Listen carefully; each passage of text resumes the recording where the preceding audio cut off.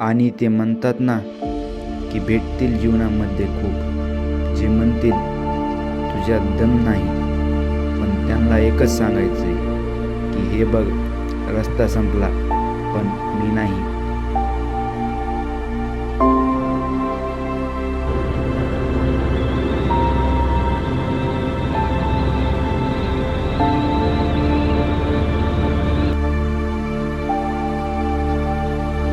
Petrol टाकले. आता आपल्याला जायला लागतं ह्या बायपासच्या खालून.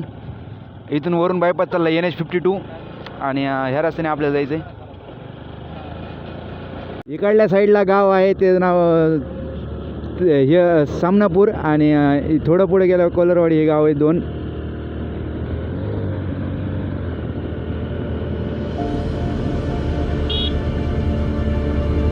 जीवन ना एक आर्ट आहे.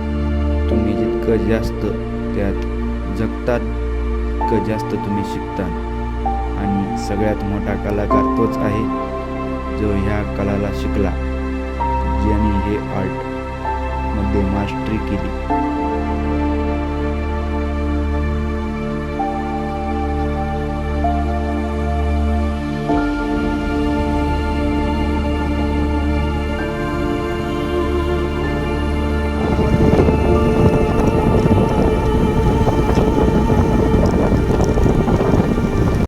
सध्या ह्याचा सीझन सुरूमुळं हिवाळा सुरू झालेला, पावसाळा जस्ट संपलेला आहे, म्हणून झाडांची पानं निघायला लागलीत आणि ऊन ते पडायला लागले. तरी पण इथं अजून पण नेचर त्याचा व्ह्यू कधी सोडत नाही. नेचर प्रत्येक ऋतूमध्ये अलगच असते. तर यू कॅन डिफाईन करता येत नाही आपल्याला की ह्या वेळेस चांगलं ह्या वेळेस खराब आहे. पण तरी पण बघू शकता तुम्ही, असं वाटतं आहे की अजून हिरवगार आहेच सगळं.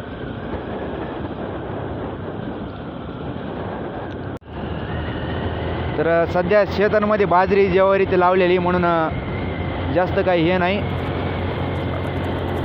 सध्या ज्वारीचा सीझन आहे म्हणून ज्वारी लावलेली सगळ्यात जास्त.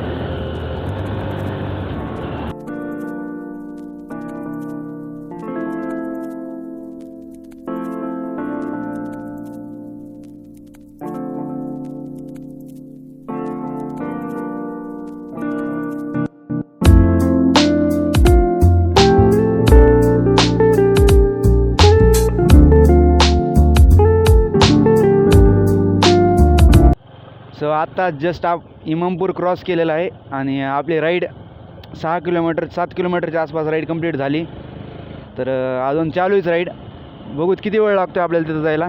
तर तुम्ही आणि इथून पुढे गेल्यावर 2 रस्ते लागतात आणि त्या 2 रस्त्यामधून मला एकच रस्ता माहिती आहे जो रिअल मी तिथं जातो आहे, आणि एक आहे तो खूप खराब रस्ता आहे. तर बघूत आपण काय होतं आहे काय नाही.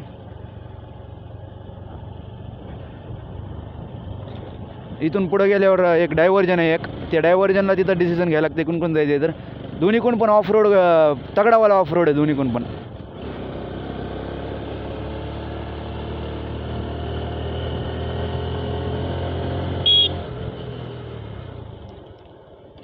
इथं जरा ओव्हर स्पीडिंगपासून वाचायलाच पाहिजे अशा टर्नवरती.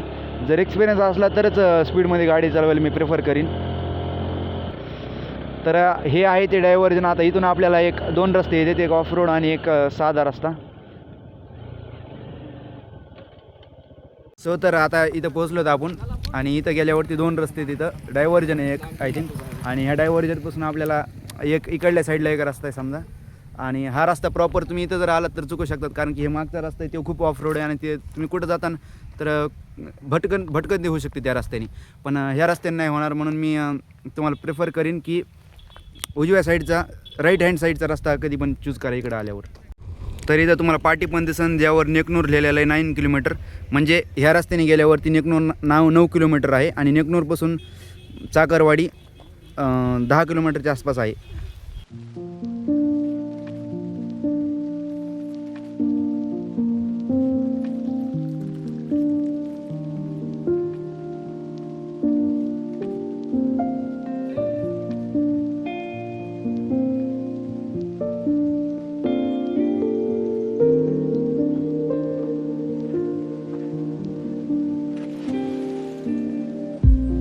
हा रस्ता सगळ्यात खतरनाक रस्ता म्हणलं तर आहे.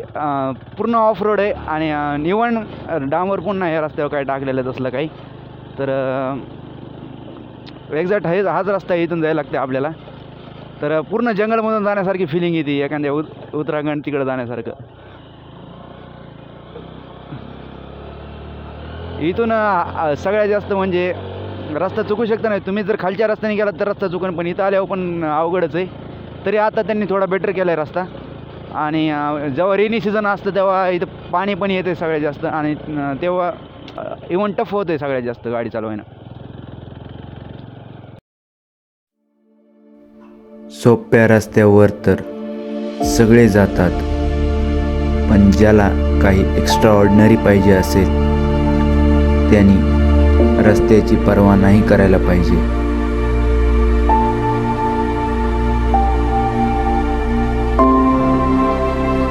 कारण म्हणतात ना, जर अवघड बघून वापस जायचं होतं तर सुरूच का केलं.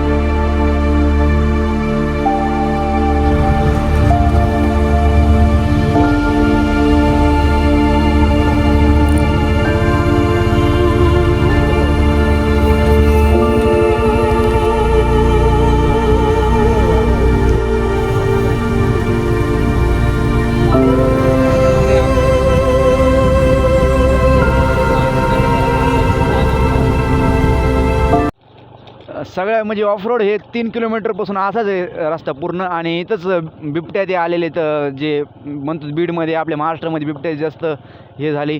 तर इथं पण कधी पण येऊ शकते बिबट्या, कारण की हा पण रस्ता त्यांचाच असू शकतो आहे. का पूर्ण डोंगर आहे साईडने सगळी विकून. आणि रात्री तर ह्या रस्त्याने मी काहीच प्रवास करणं रेकमेंड करीत नाही. इथले लोकल्सला विचारलं तर हे पण म्हणतात की रात्री आम्ही जास्त अवॉइड करतो जाणं आता सध्या बिबट्याच्या ह्याच्यामुळं.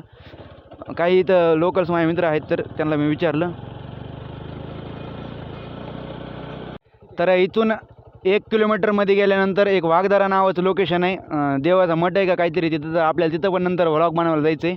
तर तो पण एक दिवस व्लॉग बनवतो आपण. तर 1 किलोमीटरमध्ये जायला लागते. तो पण प्युअरली ऑफरोडच असेल. आता हे ऑफरोड थोड्या वेळानंतर हा ऑफरोड संपन. इथं गेल्यावर मला चांगला रस्ता दिसायला लागला आहे. थोडं पुढं गेल्यावर बघू दे, पुढं गेल्यावर रस्ता चांगला आहे का नाही.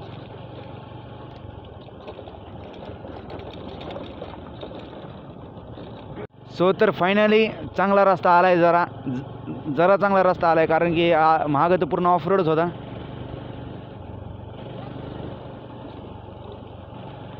सो तर इथं आल्यावर एक डायव्हर्जन येतं आहे, एक राईट साईडला आणि एक लेफ्ट साईडला. तर आपल्याला जर बाळूमामाला जायचं असलं कार्यगावांच्या तर लेफ्ट साईडला जायचं. तर इकडल्या साईडच बरोबर आहे. तिथं लिहिलेलं आहे पण कोणते गाव आहेत. तर ह्या रस्त्यातून इकडल्या साईडला जायचं. मग आपल्याला जाऊ इकडे एक सरळ रस्ता जातोय, हा जातोय नेकनूरला. आणि हा रस्ता जातोय बाळूमामाच्या मंदिरात कार्यगावांच्या. तर आपण ह्या रस्त्याने जाऊत. चला तर मग डायरेक्ट.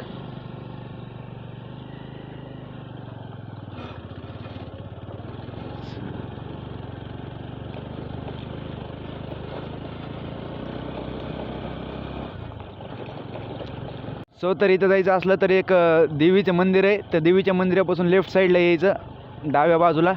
मग तुम्ही रस्ता नाही चुकू शकता. नाही तर मग सरळ जातानंतर रस्ता चुकन, कारण की सरळ रस्ता आय डोंट नो कुणकडे जातो आहे. पण हा रस्ता त्या मंदिरापाशीच जातो डायरेक्ट म्हणजे त्या गावात जातो. मग त्या गावातून आपल्याला मंदिरात जायला लागतं आहे. तर इथून मेंढ्या क्रॉसिंग, झेब्रा क्रॉसिंग असते, तर इथं मेंढ्या क्रॉसिंग आहे एक. खूप वेळाच्या संघर्षानंतर चांगला रस्ता भेटला आहे. आता हाच रस्ता आपल्याला त्या गावात नेईन आणि त्या गावातून आपल्याला जायचं आहे त्या मंदिरात, जे बाळूमामाचं मंदिर आहे.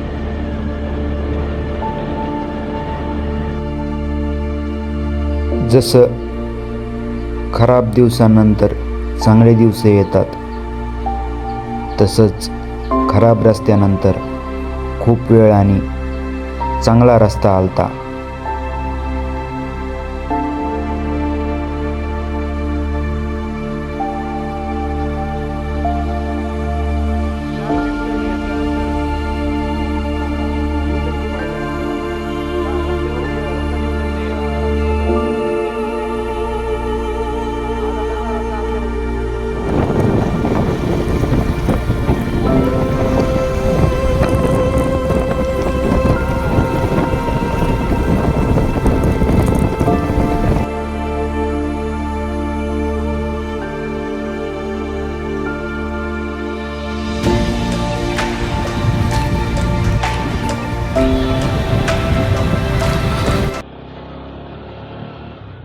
डायरेक्ट जो मेन गल्ली आहे गावातली ती मेन गल्ली धरायची. त्या गल्लीने डायरेक्ट गेलं की त्या मंदिरापाशीच जातं आहे.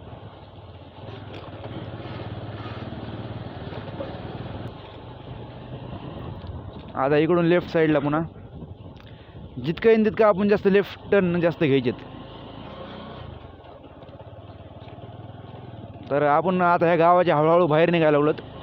गावाच्या बाहेर निघलं कीच ते मंदिर येईल. सो तर फायनली आपण तिथं पोहोचलोत.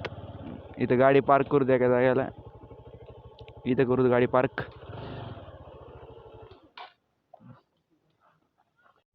तर पाया ते पडणं झाले मंदिराचे आणि आपण वरून बघायला लागलो आता की मंदिरच कसं दिसतंय वरून. तर डायरेक्ट वर जायचं आहे. या डोंगरावर आम्ही डायरेक्ट वर चाललो तिथून बघायला.